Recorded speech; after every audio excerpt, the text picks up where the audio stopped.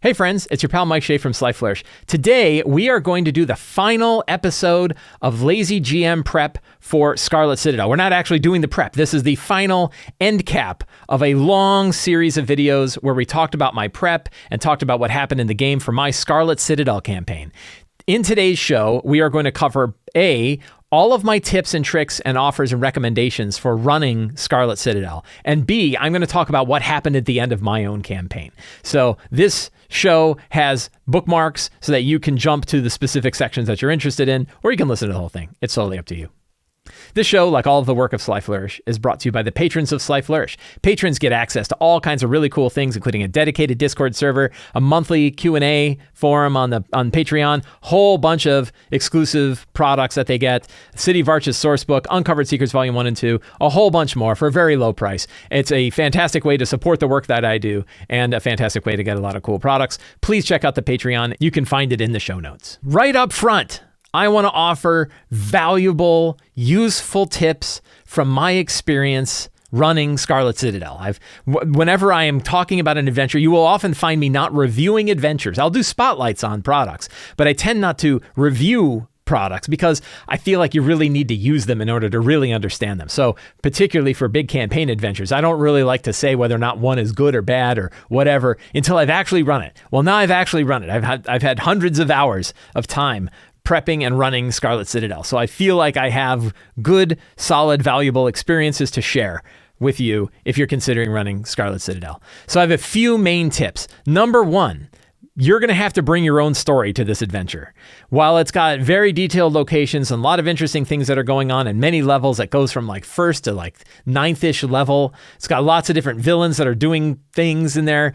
There isn't any main central hook or plot or story that you can hook your characters with to make them go down into the Scarlet Citadel and get repeatedly punched in the face by very powerful monsters and still come back. Right from the beginning of the adventure, you will find very powerful villains, very powerful monsters that the characters will fight early on in their levels where they could get very bloody and have to leave and maybe come back later. So you're going to have to figure out what that plot is. In my own story, in my own running of this, luckily it came to us when during our session 0, which I highly recommend you do for any RPG, when we did our session 0, it was clear that a few different characters were tied to an entity called the Weird Weaver. And this is because the Weird Weaver had like certain class builds, certain subclasses in the Tome of Heroes, which we were using as one of our source books for character creation. And so we hung on to this idea of this Weird Weaver, this sort of not exactly a god, but an entity of chaos, but good chaos, randomness really. And we thought that was really cool. And I was like, what if the god of randomness had been captured and was getting twisted by powerful agents, powerful wizards down in the Scarlet Citadel, and it was up to the characters to restore and recover this deity. That was a storyline that worked really well. It was one we came up with, me and my players came up with during character creation, and then I used that to drive the whole rest of the adventure. You're going to need something like that. Now, it does have this whole idea that the ley lines are getting pulled and twisted by these entities, but there's no escalation. There's nothing that's happening that's getting worse. There's no danger to the town of Red Tower. There's no danger to the area. In fact, you could, if the characters didn't show up here from the adventure as written, it's not clear to me that anything would happen. It's not clear that there's any bad event that would occur. The characters going in there and delving into the Scarlet Citadel and dealing with all these stuff is entirely inconsequential to the world around it. That doesn't feel like the kind of adventure that I would want to run. So you're going to have to bring that part of it with you. 2, and this is related, you're going to want the operations of the 4 main villains of this game need to escalate and build a sense of urgency. There are 4 primary villains that you can kind of use as the main drivers and motivators in this campaign. Daneska Maskalov, the Lady of Oozes, Uthzi, the Master of Time, Immorta the Debased, who's a powerful summoner, and Gellert the Gruesome, who's kind of the whole leader of all of these groups. It makes a lot of sense that those 4 main villains would be doing things that are making the world worse. And you can kind of decide what you want to add to it, but you have to do that. You also want to know that the things that they're doing are making the world worse somehow. And that escalation is why the characters need to get involved and go down there and do stuff. Now Scarlet Citadel is written to be kind of this old school sort of dungeon delving adventure.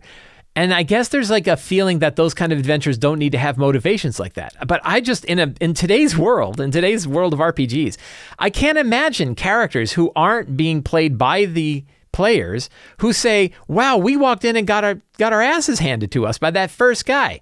Maybe we should go do something else for a career. Like, why keep going down there if you're getting beat up? So if you have dungeons that are equally hard and deadly and don't have a good, clear motivation for why you should go there, it makes perfect sense for the character to say, we're going somewhere else. So that's something you're going to want to bring to it. One thing that's really cool about the Scarlet Citadel is a lot of verticality in the dungeon. It's like 6 levels deep, but the levels have all of these different interconnections. There's an oubliette right in the first level that goes all the way down to like level 4. And there's secret stairwells that can take you up. It actually has like built into it almost like save points, where once you get down to like level 3, there's a staircase that you can find that takes you all the way back up to the top, which means you don't have to go from levels 1 and 2 anymore. You can, and you can go back the old way, but now there's new paths that take up. So that's really cool. It's kind of like ways for you to unlock shortcuts that occur. And you find this like in games like Dark Souls, right? That the Souls style dungeons where you go through huge towers fighting lots of stuff. You get to a certain point and then you find a cool elevator that takes you right back to the beginning. You're like, oh, thank God, I never have to go through those levels again. It's really neat. And Scarlet Citadel has that. You want to note what those are. You want to go through the book, take your Sharpie, write in your book. Don't worry about writing in your own book. It's totally fine. I give you permission to write in your own book. It makes your book more valuable than all the other ones that are out there. There's there's thousands of copies of Scarlet Citadel out there. The minute you take a marker to yours is now unique. Yours is now more valuable because it's got your notes in it. You can take secret notes that for the next person 200 years from now, when somebody takes that book and looks at it, they're going to find secret stuff in your version of it that they won't find anybody else's right in it. So take your Sharpie and connect the different locations that are vertical. You're going to want to read through the book, find the vertical locations and say, hey, this one connects to this other one so that you know where they all go. It's a little tricky to figure out, but once you figure it out, that verticality is really neat. It's really one of the cool features on it. Focus on the dynamics of the dungeon's denizens.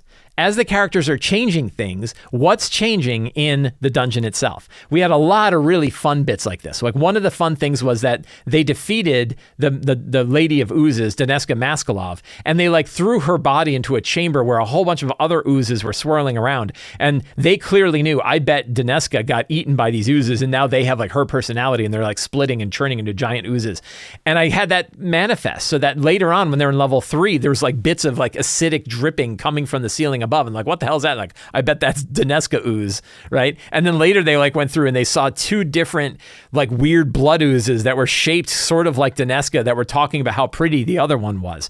And I thought that was just really fun. So when the characters are doing things, you want the events that they have done to change the dungeon, to show what's different about it, to escalate things. At one point, the characters did a quest for the head of the Trollkin on level 2, and the quest was to go find this crown. And it was a circlet of intellect, but it was a circlet of intellect that was possessed with a sliver of Loki's influence. And so when they put it on, you would be both smarter, but a little bit more mischievous. And so they gave it to Brynjar, who was kind of not the sharpest knife in the drawer. And when he put it on, he suddenly got like, hey, and we're all going to go and meet our friends at Red Tower, but we're not going to like assault them. I'm going to take over Red Tower, but I'm going to take it over because of my vast charisma now that I've got the headband of intellect. So show how the world is going to change. One last thing, this adventure works really well on a virtual tabletop. You can, of course, buy it for virtual tabletops like, I think, Shard and Roll20 and Fantasy Grounds. I don't know if it's available on Foundry. So you could buy it on those platforms and everything's already wired for you and everything's ready to go. But even if you just have the PDFs and you just have the digital map pack for it, the digital maps can work well in like Owlbear Rodeo or anything else. It also, the physical version of it includes, you can buy a map pack for it. I don't know if it's still for sale. It might be a little hard to get. But you can buy a big map pack that has full poster maps of every level in the Citadel. And one thing I think this is true, the adventure was written around the maps. So the maps were designed first, and then the adventure was built around the things that were going on in the maps. I don't know that it went the other way. So it means that like you can literally run this entire adventure, and we did, from just those maps that like I had them all loaded up in Owlbear Rodeo. I had them all loaded up in Owlbear Rodeo, and we were able to just keep those maps up. And that would show me where they ended, and I had other creatures on there. It was very easy for me to use, very easy for us to stay on track. And it meant that we could just stay, like those maps were sort of the central way that we interface with this entire module. And that worked really well. So I like that very much. So those are my main tips if you are planning to run Scarlet Citadel. But I think it is important that I offer my overall recommendation, which is that I cannot recommend Scarlet Citadel for your campaign. If you are considering running a large campaign, there are many other adventures that I would recommend, many other campaigns that I would recommend first. Somebody asked me earlier, which one of the Wizards of the Coast adventures where would I place it in my list of published adventures from Wizards of the Coast? This isn't exactly fair because it's a third party, or it's another 5th edition publisher that published this, and there's many other 5th edition published campaign settings that I'm not comparing it to as well. But this might give somebody a gauge because these are probably the most well-known published adventures that are out there. And where I place this list is available on my Guide to Published Adventures article on Sly Flourish. Again, it only has Wizards of the Coast published adventures. It doesn't even have all of those because there's some that I haven't played. There's one adventure that I have run through that isn't on here, and that's the Light of Xeraxis adventure from the Spelljammer box set. And I figured out that I would put Light of Xeraxis right between Tomb of Annihilation and Storm King's Thunder. I really think it fits pretty much right in the middle. I enjoyed running it. It's really good. That said, I can't recommend Light of Xeraxis either because it comes in this giant Spelljammer box set, and I didn't really like the rest of the Spelljammer box set.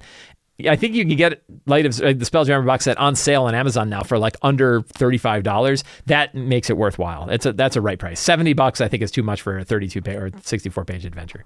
But I digress. So where would I play Scarlet Citadel? So Scarlet Citadel, I would rather run Storm King's Thunder. I would rather run Tyranny of Dragons. I would rather run Princes of the Apocalypse. I would rather run Waterdeep Dragon Heist, and I'd rather run Out of the Abyss, which means I would put it in the bottom 3 of these adventures. I would say I would rather run Scarlet Citadel than Rime of the Frost Maiden and Baldur's Gate Descent into Avernus. And I put it down there for the same reasons that those are down on the bottom of that list. And that's because it required a ton of work for me to wrangle it into a position that I felt like I could run a good game from it. And I'm busy. We're all busy. We're also paying a lot of money for products like this. It is there to help us. These products are built to help us run games. I don't feel like Scarlet Citadel helped me run games. It's a beautiful book. It's well laid out. The editing is excellent. The artwork is really good. The story is, the story as it is, again, it doesn't have a motivation in it, so it doesn't really have a story. But the backgrounds and stuff are really fun. We didn't have any sort of like dungeon fatigue. It was really fun to run.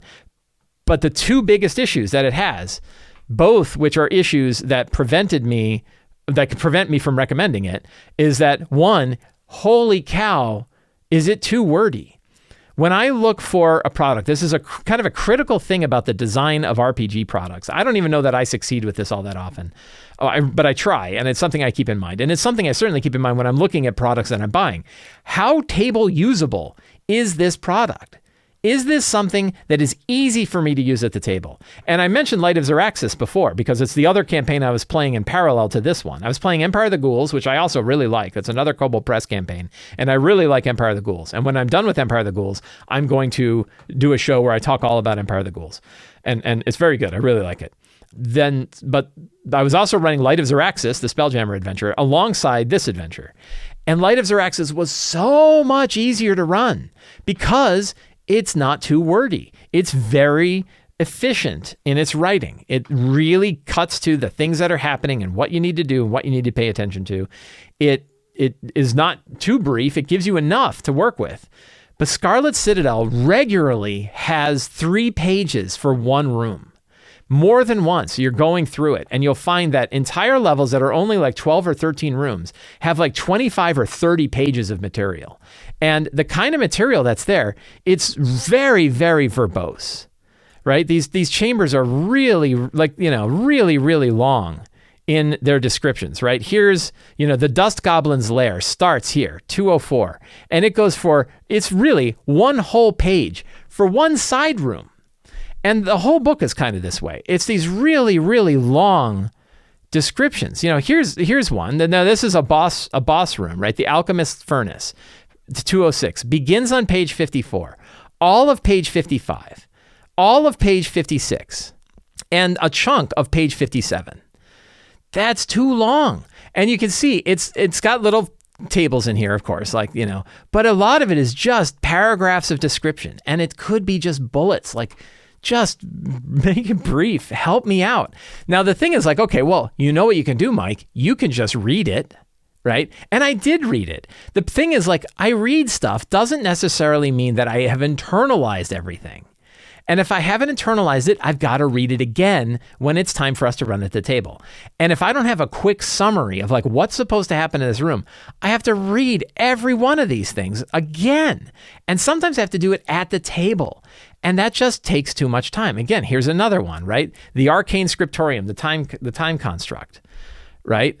I go down, 216, 1 whole page, 2 whole page, 3 whole pages, 4 whole pages.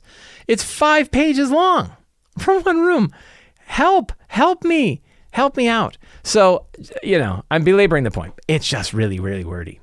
And then we have, and I brought it before, there's no motivation. There's not a clear motivation for why we're doing things and I got to bring my own motivators to it. Well, help a dude out, right? You've got all this stuff. So those are my main 2 reasons. This one's really not a separate reason. It's really a conclusion. And the conclusion is between those 2 things, between being super, super wordy in everything and making me do a whole lot of work to just understand exactly what I'm supposed to do. And half the time I just threw it away and did my own thing anyway. It was super, super wordy and it didn't have any motivation. I had to bring both of those things to it. And that to me, it's too much work. And when we're paying the kind of money that we're paying for these products, and I know it's not like per hour, it's actually really cheap. And again, the quality of everything else in this book is fantastic. I'm going to talk about what I loved about this adventure. But those 2 things made it too hard for me to recommend, so I can't recommend it. And there are other ones. Dungeons of Drakkenheim is another adventure that is clearly written by GMs for GMs. I haven't run it yet, but I've talked to people that have run it. I've read it myself. That is one that is like a good, solid adventure that's designed for you to run it at the table and give you what you need. Shadowed Keep on the Borderlands is an adventure I'm running right now, written by Raging Swan. And it's an example of a book that is really well designed, really well written, and built for you to run it at your table. It's built to run the whole thing there. So those are like examples of ones that I think really work well. Light of Xeraxis. It's an adventure written for you to be able to run. It gives you the information you need, the story that's going on, the imagery you want to project. And when you're doing your prep, it's very easy to prep the stuff because it's pretty easy to pick up and read. What do I like about Scarlet Citadel? Again, I hit on these 2 points, and those 2 points are the points that make me unable to recommend the book. But what do I like about it? One, the VTT maps are beautiful. The maps in general are really beautiful. I talked about this, being able to use those maps, being able to make them the kind of the focal point of you and your players' interaction with the Scarlet Citadel through those maps, and they do a really good job. Even though it's a big, what we call a kill a dungeon, right? It's not a mega dungeon, it's a kill a dungeon because it's kind of 6 levels. It's not nothing. But, it never got boring. It never got stale. And there was lots of interesting story, lots of interesting NPCs, lots of upward and downward beats, lots of interesting puzzles to solve. Lots of all the kind of things that we want in a good fantasy game are in this adventure. And we really enjoyed it. Like the players and I really enjoyed it. I thought, I don't regret running it, but I know that there are other adventures I could have run that would have been easier to run that we also would have had a good time with. The evolution of the Citadel, and this is handled in the book, the way that the Citadel evolves over time works really well. And that was a lot of fun. And there's lots of fun lore that's wrapped around this whole thing. The whole idea of the ley lines and how they're being twisted, the concept of the Black River, the segment of the river Styx, the 4 villains themselves, the history of the Scarlet Citadel, lots of good details to bathe this entire dungeon in so that you're never really bored. There's always new things to explore. There's new events to pick up on. That worked really well. So I really like that. So that's how I feel about the adventure itself. But now, for those of you who have been following along with my various Lazy GM prep, or you're just interested in how did this whole thing turn out for me and turn out for the game, I'm going to talk about what happened in our game itself in the final conclusion of the game. Again, I have a whole series of videos that walks through my weekly prep for this whole thing. So we ran through 32 sessions of this game. It took 32 3-hour sessions for us to run. And that was really a fun time. It was a good campaign. It was a fun time. I'm glad it's over because now we get to start new things. And what we're doing is Shadow Dark. We're running Shadow Dark RPG and the Gloaming. I have a whole other video series where we're talking about that. So how did my campaign end? We were on level 6 of the Citadel. They made their way down through the big storm, and we came to this area, and this is all described in the book. There's this kind of fun, very dangerous puzzle where you have a set of bars that are blocking the access to the big void that's in the center of the main chamber. And a door that seals off that chamber to stop the wind flow. And if you don't have the lever in the right position, if you lift them both up, people have to make checks or they go flying through the air and they fall into a sphere of annihilation and they're destroyed. And so we started off the session with them discovering this issue that they had to get through. And as you can see from all of the squiggly lines that they drew here, they did a whole lot of planning and prep of hammering pitons into the wall, running ropes through, trying to make their way into the chamber without getting sucked through. And it was really fun. And they said like, wow, this is some serious old school D&D kind of work, that us like figuring out exactly how we're going to get these ropes and positioning ourselves so we're not sucked through. And they had this great thing where like, I asked one of the characters, Dorn, he's like, I want to hammer a piton and tie a rope to this. And I was like, okay. And I was like, what's your strength athletics modifier? And he's like, it's like +1. And I'm like, I'm going to roll on my side. And I rolled. And I said, okay, you hammer the piton and you are confident that it's secured. And he's like, it's secure, everybody. And so then Malarkey is like, okay, I'm going to tie myself to the rope and to be like, hey, everybody, this is what we should do. And then she lifts her feet up and lets the air pull her through. And as soon as she gets to Dorn, the piton goes popping right out of the wall. And she just goes, huh? And she goes soaring right by. And Dorn just goes, and sees her go zipping by.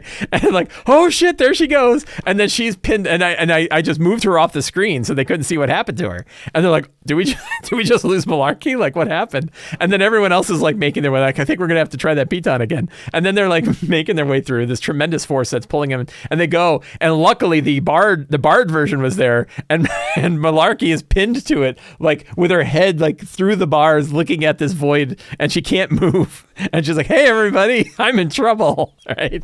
And so they had to like monkey around with all the ropes and figure out. And there was more than once where they were like ready. I think they had like did they have like a zombie thing? I think they one of the characters summoned a shade, that he had an object that let him summon a shade. The shade's like, how can I be of service? And like, we need you to go screw with that lever. And the shade's like jerking the lever back and forth. People are flying around. They finally managed to figure out, okay, we want to have the bars down and the door closed, and then keep that door closed. And like all their ears popped, and then they felt all this pressure. And it sort of, the force was not so great that it was sucking all the air out of the room. So then they were under control. And then they made their way into the central chamber, and they fought. I had like a 3-phase battle where they fought some like shardling things, like shardling monsters, which didn't work out really well. I don't know. That part wasn't so much fun. But then in the middle of that fight, all of a sudden the air started sucking around and they started swirling around the room again. They're like, oh my God, what happened? And then it stopped again. And like, what was that? And then a clay guardian came in, and popping out of the clay guardian, because he was resting like inside it and he's all muddy because he's covered with clay, was Gellert the Gruesome, who's like, hey, you're here too. I got the 3rd icosahedron that you guys skipped, and I've got it. And now we have 3 of the 4 icosahedrons here. We can do this thing. And they're like, we're not doing that. You're bad people. And so they had a big fight with him, and he's blasting them. They're shooting him. And then they used the Wand of Wonder. This was really fun, that like they got a Wand of Wonder, and I was like, this is going to trigger the wild magic that's in Deep Magic, not the wild magic that is in any of the other books. So they didn't know what it was going to do. And it said, it had something like, you commune with an outsider. You commune with a creature from the outside. And I was like, who could that be? And I was like, what if that's like Kurgaron, the pit fiend that they dealt with back on level 4? So I had it rip open a rift to the shadow side, and there's Kurgaron, this huge pit fiend. And they're like, oh shit, now we got Kurgaron to deal with. And Kurgaron's like, comes out and he goes, well, I guess I have to do a favor for you or something. And they're like, oh, that was what the wand did. Yes, kill him. And he looks over at Gellert, and Gellert looks at him, and he just beams Gellert twice with his big mace. And he was a full pit fiend, CR21 pit fiend. And he killed Gellert with 2 hits, this boom, boom. And Gellert's just mashed potatoes. And then he's like, all right, now we're even. I'm going back again. And he goes back, and the portal closes. Like, well, that worked, right? We didn't have to fight Gellert the Gruesome. The pit fiend crushed him. So they crushed Gellert the Gruesome. They killed him. And then in the middle of that fight, the golem immediately stopped dealing with it. In the middle of that fight, the malevolent void came out, which is this huge, powerful, otherworldly entity that's reaching out through the void to try to grab people and pull them inside. And they had to fight that thing. And they were really like on death's door, but they defeated the malevolent void. Oh, they were not doing great. And then Skrink said, they were like figuring out from Arcana checks and stuff like that, like, what happens if we throw the icosahedrons that we've been collecting into the void. And it's like, well, they won't go on their own. You have to bring them in there. And Skrink is like, I grab 2 icosahedrons and I leap into the malevolent void. And everyone's like, oh man. And I'm like, you think that there's no return from that. Like true resurrection won't do it. And she's like, I jump. And so Skrink takes the 2 icosahedrons and leaps into the portal, which then immediately collapses upon itself. And there's like and it's closed. And they all go there like, oh my God, Skrink is gone, right? And so we then jumped to our 1 year later montages, which is my favorite part of every campaign. It's the part where you hand the story over to the players. They describe what happens with their characters a year later, and it's really fun. And some of these, and I'm going to do these a little bit out of order. So Dorn, who was a shade that was possessing the body of a person named Potter, realized, hey, I'd always planned on returning to become to be alive again, but I think that really I have found my place and that I'm better off following the natural path. And he went back to Malkaran. And Malkaran held out his hand and he put silver in his hand and he joined the boat and they went off down the Black River, which now had been restored to a nice normal state because all the icosahedrons are gone. Mez, who had been trying to protect the body of Potter, which is possessed by Dorn, realized that it isn't the bodies that need protection, it's the stories of the individuals. And so Mez realized that it's his place to kind of tell these people's stories, both Dorn's story and Potter's story, and tell the stories of other people who had died, and kind of changed a new leaf and went back to Zobek with an understanding of like it's telling the stories of the people who had passed by. That's what's really important. Garble created a new mushroom super colony in the bottom layers of the Scarlet Citadel. Now that the Black River is restored to a normal state, the mushrooms can grow naturally, and so Garble did that. And then Skrink is just plain gone, right? Skrink vanished into the hole in the world, and he is gone. And all of us are like, but what if he's not? And then they're like, and then the player's like, nope, he's gone. He's just gone. But Malarkey's like, I can't live with that. I can't sit with that. I'm going to try to find out how to restore Skrink. And I'm going to travel to the twisted plateau of Ling, where the spiders of Ling know weird, terrible, dark magic. They were the last possessor of one of the icosahedrons, and they might be able to find Skrink again. And he found a new rat folk person named Slink, who's like another rogue on the streets of Zobek, who reminded Malarkey of Skrink. And Slink and Malarkey went to the plateau of Ling to try to find a way to bring back Skrink. And that was the end of the campaign. And that was really cool, very epic. I love those final endings, really, really fun stuff. And we really enjoyed it. So that's how my Scarlet Citadel That's how my Scarlet Citadel campaign ended. As I mentioned, we have now started a Shadow Dark RPG. You can find a whole other series of podcasts and videos where I talk about prepping for and talk about our Shadow Dark RPG game, which we're 2 sessions in and really enjoying it, really having a good time. And now we kind of close the book on Scarlet Citadel and set it aside and move on to our other adventures. So I hope you found this video useful. If you did and you want more stuff like this, the best way to get access to all of the work I do, whether it's videos or podcasts or articles or tips or anything, is to subscribe to the Sly Flourish newsletter. Every Tuesday, you get a new weekly article that includes links, an article about an RPG-related topic, and then links to all of the other work that I do and other tips that I've got and other things that I've got. It's a really, really rich newsletter that's got all this stuff in it. You also get a free adventure generator PDF for subscribing, and it's absolutely free to sign up. You can also support me directly on Patreon. Patrons get access to all kinds of other material, Uncovered Secrets Volume 1 and 2, the City of Arches source book, the dedicated Discord server, dedicated monthly Q&A, and a whole bunch of other stuff. And of course, you can pick up any of my books, including Return of the Lazy Dungeon Master, Lazy Games Workbook, Lazy Games Companion, soon Forge of Foes, and a whole bunch of other books on the Sly Flourish bookstore. You can find links to all of those in the show notes. Thank you all so much. Have a great day, and get out there and play an RPG.